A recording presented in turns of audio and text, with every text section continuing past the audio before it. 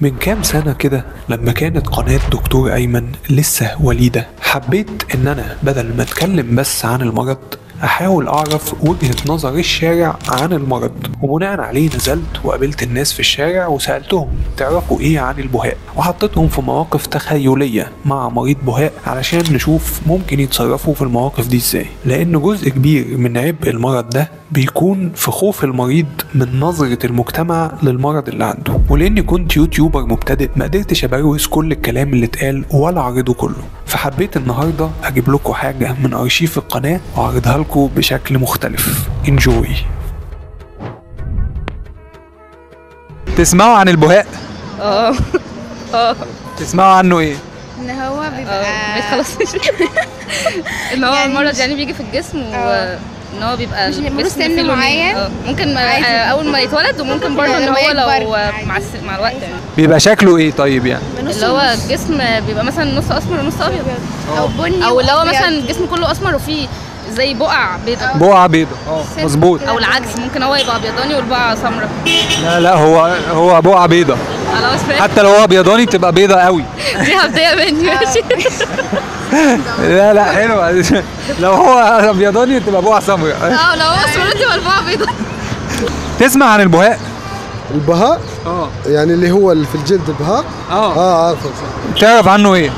اللي عارفه هو اغلب شيء مرض جيني وغير معروف السبب، يعني يكون ايديوباثيك اصلا، وده اللي عارفه عنه بصراحه. ايديوباثيك دي؟ ايديوباثيك. انت دكتور ولا ايه؟ طالب طب صراحه. طالب طب؟ ما شاء الله. في سنة كام؟ انا سنه 5. طيب حلو، يعني هيبقى في معلومات كتير كويس. ايديوباثيك يعني للجمهور لو انتم مش عارفينها، ايديوباثيك يعني مش معروف تماما هو سببه ايه بالظبط. هو مرض مناعي، في عامل جيني وفي عامل بيئي، فهي دي معنى كلمة ايديوباثيك. تسمعي عن البهاء؟ تسمعي عنه ايه؟ اعرف ان هو مرض مناعي اعتقد، تمام. بيبقى نقص في صبغة الميلانين. حلو عظيم. بس مش اكتر احنا يعني. شكلنا وقعنا في دكتور يا جماعة. باين كده ولا ايه؟ يعني شكله بيبقى ايه؟ يعني شفتيه قبل كده؟ بتبقى بس نقص صبغة في الجلد، يعني ممكن بتبقى اختلاف لون عن لون البشرة الطبيعي او العادي. تمام. بس تسمعي عن البهاء؟ هو بيبقى مرض جلدي، بيسيب الجلد، بيخلي الجلد يعمل علامات بيضة كده في الجسم نتيجة لخلل في الجينات، بس ايه هي انا مش عارفة بصراحة. الصبغات تقريبا حاجة كده. ضعف في صبغة الجلد، مظبوط. انت ليكي خلفية طبية ولا حاجة؟ لا والله. بس يعني بحب يعني ابص على الحاجات دي كده حلو. تعرف البهاء؟ اكيد. تسمع عنه ايه؟ اعرف ان بيبقى مرض جلدي، معظم الناس بيجيلها زي حالات اشمئزاز منه وكده، بس هو عادي. يعني شكله ايه؟ بيسبب ايه؟ عارف شكله ايه؟ اكيد عارف شكله، بيبقى زي علامات كده في جسم الشخص وكده. تمام. بس هو عادي يعني، تلامس ما فيهوش اي حاجه ومش معدي. كلام عظيم، كلام معلومة مهمة دي، لان معظم الناس لا طبعا. تسمعي عن مرض اسمه البهاء؟ اسمع عنه. تسمعي عنه ايه؟ هي بتبقى بقعة بيضة في الوش كده، وفي ناس يعني زي البنات ممكن بتحط عليها فونديشن وبتخفيها، وفي يعني مش بيحبوا ان هم يعرفوا ان دي حاجة عندهم. حاولوا يداروها يعني. بالظبط. وسبب ان بتحصل فيه عنصرية مثلا، او ان في ناس بتبقى فاهمة ان ده ممكن مرض معدي، او ممكن مثلا تتعرض لمواقف باردة مثلا. يعني انت عارفة ان هو مش معدي؟ لا مش معدي، ممكن مثلا تتعرض لمواقف باردة. هو اللي في وشك ده ايه؟ طب هي دي بكتيريا؟ طب هو انت هو ده وراثة؟ طب ما تروحي للدكتور شوفي بالظبط. وهي بتبقى راحت لدكتور واكيد بتحط حاجات وكده، بس انت بقى بتزودي عليها اكتر بقى، فبتضطر ان هي شايفه ان ده عيب بقى، خلاص ده عيب عندي، فبتضطر بقى تحطي فونديشن بقى او مش تخفي الحاجه دي. تسمعوا عن البهاء؟ لا. اللي هو المرض اللي هو الابيض ده. ايوه. اللي بيبقى في جسم زي لا، بيبقى جسمه كله ابيض. الحتت دي بيبقى بقعة بيضة. بقعة بيضة. انت سمعت عنه؟ انت تعرفوش بقى خالص؟ لا انا عرفت، هم قالوا لما قالوا شفت. تعرف البهاء؟ بيبقى مرض شبه بقعة على الجلد. بقعة شكلها ايه؟ بيضة او فاتحة. حلو. شفته قبل كده يعني؟ تعرف حد عنده بهاء؟ يعني تقريبا تعرف اذا كان معدي ولا لا؟ لا تقريبا هو ما معدي ابدا نهائيا ولا ينتقل. وفي انواع من انا عارف، في انواع اللي هو تصيب كل الجسم، في لوكالايز بس بالاصابع. تمام. اللي هو في كذلك يعني يصيب اكثر شيء الناس السود حسب الدراسه. فعلا بيظهر في الناس اللي بشرتهم سوداء اكتر، كل ما البشره اغمق كل ما ظهر اكتر. حضرتك تعرفي اذا كان معدي ولا لا؟ لا هو بس مجرد ناقص في صبغه يعني مش اكتر. تمام يعني تمام، ما بيلعبش اي دور تاني يعني. عظيم، يعني شكل بس. بالظبط. تعرفي اذا كان البهاء مرض معدي ولا لا؟ لا، هو اللي انا عارفاه ان هو مش مرض معدي. تمام. هو انا عارفاه ان هو مرض نتيجه لخلل، هو بيجي كمان ممكن للسن الكبير واللي قريت عنه مؤخرا اللي هو يعني لا اقوله علاج او حاجه، او ممكن حاجه بتوقفه. بس هو مش مرض معدي اللي انا عارفاه. في علاج ظهر مؤخرا فعلا. طب هل عندكم فكره اذا كان المرض ده معدي ولا لا؟ ما تعرف تفتكر ايه؟ طب خمن كده، يعني لو انت شفت حد مثلا عنده البقعه البيضاء دي البهاء، او ممكن يبقى مرض جلدي ولا حاجه، فممكن يبقى معدي. بيتهيألي مش معدي لانه بيتعامل مع الناس كلها عادي. تمام. هو الحقيقه ان هو مش معدي، لا هو مرض مناعي جوه الجسم، ما بينتشرش من شخص لشخص يعني خالص، انت اللي تتعامل معاه عادي جدا. عندك فكره اذا كان معدي ولا لا؟ لا مش معدي. مش معدي. ده عارفه. يعني انت لو شفت حد عنده بهاء عادي وجاي يسلم عليك وتعاملت معاه عادي، مش هتكش منه يعني؟ لا عادي. تمام، عظيم عظيم. عمري ما شفت حد مفيش حد اتعالج منه قبل كده. لو الناس بتتأقلم كده ويبقى عادي، ده وضع طبيعي.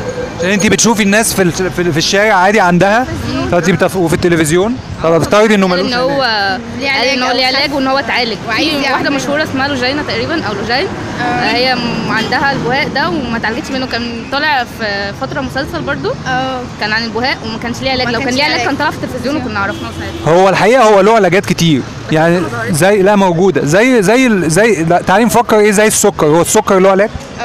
بس هو مش بيخف. بالظبط، الله ينور عليك. هو البهاء له علاجات ممكن تضيعه او توقفه، بس هو ايه ممكن يروح ويرجع تاني، وممكن يقف بس ما يروحش، يعني النتيجه بتختلف. طب هل بيتعالج؟ لا ما اعرفش. يعني ما تعرفش اذا كان المرض له علاج ولا لا؟ هو تقريبا حاجه شبه صبغه في الجسم او في الجلد، حاجه كده. تمام. فما اعرفش العلاج ولا لا. طب بيتعالج ولا لا؟ هو يتعالج انه يمشيه، يعني يخليه جسمه كله ابيضيه، يعني ما يعالجه يخفيه.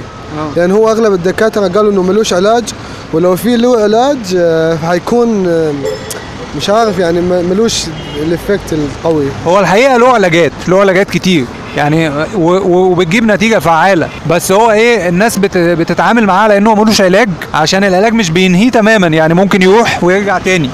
بس احنا دايما بنشجع المريض لو الموضوع مضايقه ان هو يتعالج عشان المرض ما ينتشرش، ولا ايه رايك؟ والله بصراحه هو لو اول، وانا حسب اللي عارفه لو اوله حيتلحق، لو مشي درجه معينه حيكون صعب، فالافضل انه حسب السايكولوجي بتاع البيشنت نشوف لو هو محتاج يمشيه كله عشان شكله يبقى فورم واحد او لا.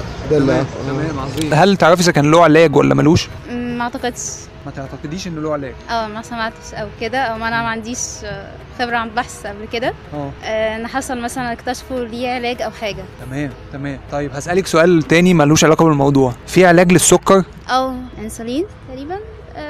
وفي برشام كتير صح؟ بس السكر ما بيخفش، ما بيروحش على طول. لا، بيبقى بس مجرد يعني حل مؤقت او كده لفتره بنسيطر عليه. هو البهاء نفس القصه، يعني هو له علاج يسيطر عليه ولكن مش بينهيه تماما، فيعني اللي عايز يعالجه ممكن يعالجه. الناس بتبقى فاكره ان هو ملوش علاج خالص فبتيأس، فبتسيب المرض ينتشر براحته. هل عندك فكره اذا كان له علاج ولا لا؟ هو اكيد ليه علاج، مش حاجه ملهاش علاج، اكيد ليه علاج، بس اكيد العلاج بيختلف من بيئه لبيئه، فاهمني؟ يعني انا مثلا لو هنا انا من كرموز، فاهمني؟ مش هتلاقي حد بيدور على علاج، اكيد في مثلا في منطقه تانية ناس مقتدره فعادي بتمشي ورا الموضوع. بس انا بالنسبه لي يعني لو جاري عنده بهاء مش مشكله، لو اخويا عنده بهاء برضه انا مش شايفها مشكله. طيب عارفه اذا كان له علاج ولا لا؟ لا حقيقي ما اعرفش. ما عندكيش فكره؟ لا. يعني لو لا قدر الله ظهر لك هتدوري على علاج ولا هتسيبيه؟ لا طبيعي هدور على علاج وكده، لانها هتبقى حاجه مش طبيعيه يعني. لا انا متعوده على مثلا لون حاجه معينه، فلما احس ان في حاجه غريبه هي ممكن قدام اتقبلها، بس ممكن تاخد وقت بقى ان انا خلاص ان دي حاجه. هو له علاجات كتير الحقيقه، ولو بدانا نعالجه في بدايته طبعا احسن ان احنا نوقف انتشار المرض، وممكن اماكن ترجع للونها طبيعي، بس في ناس بتختار ان هي تتقبل المرض. يعني عندك مرض مزمن وزهقت من كتر العلاجات ومفيش حاجه جايبه نتيجه، كشفت مع دكتور واثنين وثلاثه وبرضه مفيش فايده، قدرنا نساعد مئات الحالات اللي زيك بالظبط عن طريق نظام الكشف والمتابعه اونلاين اللي طورته بنفسي علشان يمكنني ان انا اقدر اشخص واعالج المريض مظبوط. كمان يحتوي على متابعه على الواتساب 24 ساعه معايا شخصيا، فلو عايز تكشف معايا مش محتاج تسافر لاسكندريه، بكل بساطه ابعت لي رساله على الواتساب اللي هيظهر على الشاشه دلوقتي، وهرد عليك بنفسي واقول لك التفاصيل، وربنا يقدرني واساعدك. فلنفترض ان انت مثلا بتحب واحده وشايف فيها مواصفات فتاة احلامك، خلاص ما مش ناقصها غلطه، ورايح تخطبها، قبل ما تروح عرفت ان هي عندها بهاء، هتكمل ولا هتقفل الموضوع من اوله؟ يعني ممكن على حسب، لو الموضوع كقبول او كنظر عام شايفه هيبقى في مشكله بالنسبه لي لا، بس لو كان مثلا بسيط او حاجه الموضوع مش هيسبب لي مشكله عادي. يعني مثلا لو في وشها في ايديها كده ممكن تفكر، انما لو في مكان متداري. بص يعني انا ممكن وجهه نظري ان في حاجات بتشيل حاجات، ممكن شخصيه او المعامله او النسب او كده يعوض حاجه زي دي. ممكن يبقى كل حاجه مثلا مستويه او عاديه والموضوع ده ازمه كبيره بالنسبه لي، وباقي الحاجات عاديه ما تشدنيش ليها اكتر. قالوا ساعتها ارفض. هي لا احنا قلنا بقى ان هي فتاة احلامك بقى فيها كل المواصفات. لا مش هيبقى فيها مشكله ما دام فيها كل المواصفات، فيها عيب صغير زي ده بس في حاجات تعوض، يبقى الموضوع طبيعي. هتكملي ولا هتفكري؟ هكمل. هتكملي عادي؟ مش هفكر اصلا في الموضوع. مفيش سنة شك حتى لو اهلي مش موافقين. طب لو معهوش فلوس؟ عادي برضه. هتستثمر ونجيب فلوس وعلى عيش. بص هو ممكن برضه لما اكبر شويه اغير فكرتي في الموضوع، بس انا حاليا شايفه ان عادي ان هو مش معاه فلوس، ما هو ممكن يشتغل ويجيب، وهو اصلا مش هيجي يتقدم غير وهو معاه فلوس اكيد. تمام، يعني ما تجيش تتقدم وانت مفلس. بس خليك عارف اعمل قرشين من الاول. والله بصراحه انت زي لو فعلا كل صفات الاحلام فيها والشخصيه، لا هكمل عادي. يعني لا هو يعني لا مودي لا ولا هم يعني ولا ياثر على الاطفال عادي. طب لو عروسه الحاجه جايبها لك؟ لا خلاص كده. لا مش لازم بقى يعني ما حبكتش يا حاجه. لا هيكون التيم مش ظابطه من ناحيتي. هتفكر يعني. ما اعتقدش ان هيبقى يعني في ناس بالنسبه لها يبقى ده حاجه مؤثره ان هم ما عندهمش خلفيه او ما تعاملوش مع حد او كده، بس ما اعتقدش ان هي تبقى مشكله خالص. بالنسبه لي بصراحه انا مش شايفه ان هو يعني بيبقى ليه شكل وحش خالص، يعني انا شايفه ان هو بيبقى شكله لطيف برضه. هتقبلي عريس يعني عادي؟ مفيش مشكله يعني. ماشي. واحده وبحبها واخطبها يا باشا، دي لو برجل ورجل اكيد طبعا عادي، انا مش شايفها مشكله. لو بتحبها هتكمل عادي؟ هكمل والله، ايه المشكله يعني؟ طب لو عروسه ماما اللي جايبها لك؟ لسه هقول لك، لو امي اللي جايبها لي على قلبي زي العسل برضه يعني هتكمل مفيش مشكله. مش مشكله طبعا. تمام. طب هنصعب السيناريو شويه، لو انت بقى مشيت معاها في العلاقه واتجوزته، وبعد ما اتجوزته اكتشفت ان هي عندها بهاء وما قالتلكش، هيبقى رد فعلك عامل ازاي؟ يعني مثلا اول اجراء اتخذه ان انا هطمنها ان هي لو كانت صرحتني بحاجه زي كده انا مش هيبقى عندي اي مشكله في الموضوع، يعني عادي هقبلك زي ما انت بعيوبك.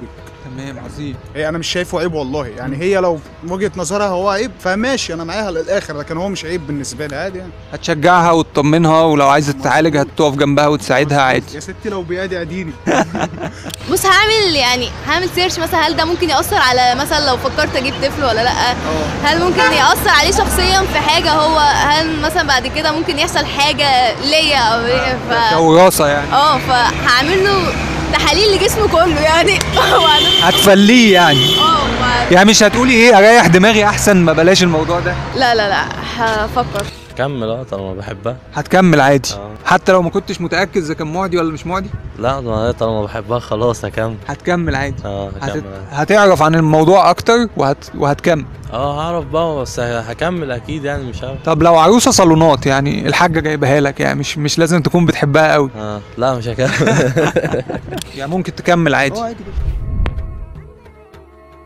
بناء على المعرفه دي، لو في مريض بهاء بيتفرج علينا دلوقتي تحب توجه له رساله تقول له ايه؟ يعني مفيش اي مشكله، يعني هو الموضوع زي اي تعب عادي او اي مشكله عاديه فيه، سواء بقى ليها عليك او انت عايز تتعالج او لا، فهو الموضوع عادي مفيش اي مشكله. يعني تشجعه ان هو لو عايز يتعالج وهي مش حاجه تعيبه اساسا بالزبط. يعني هو لو شايف ان في حد شايف ان في حاجه بتعيبه، فهو الاحسن ما يبقاش في حياته اساسا. عظيم. بنشكرك جدا، عطلناك بس حضرتك شرفتنا يعني. شكرا.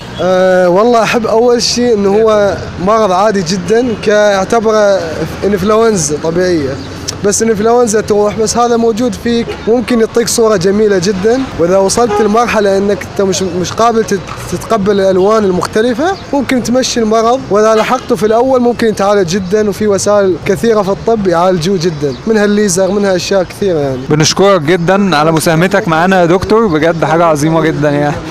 ماشي، شكرا ليك. اهم حاجه في الشخص هو ثقته في نفسه، ما يهمش ان الشخص حتى لو احسن واحد واحلى واحد في العالم هيبقى فكره انت شكلك ايه، يعني الناس بتبص لك ازاي. اهم حاجه ثقتك في نفسك، وان انت تبقى متشجع ان انت تظهر، وهي ما فيهاش مشكله، كلنا عندنا عيوب وكلنا عندنا مشاكل، الفرق هو ظاهر ولا لا وانا ظاهراه او لا. عظيم عظيم. الناس فعلا بتشوف ثقتك في نفسك، يعني اللي انت شايفه في نفسك هو اللي الناس بتشوفه. بنشكرك جدا على مشاركتك معانا، يعني من احلى الانترفيوهات اللي عملناها. شكرا جدا.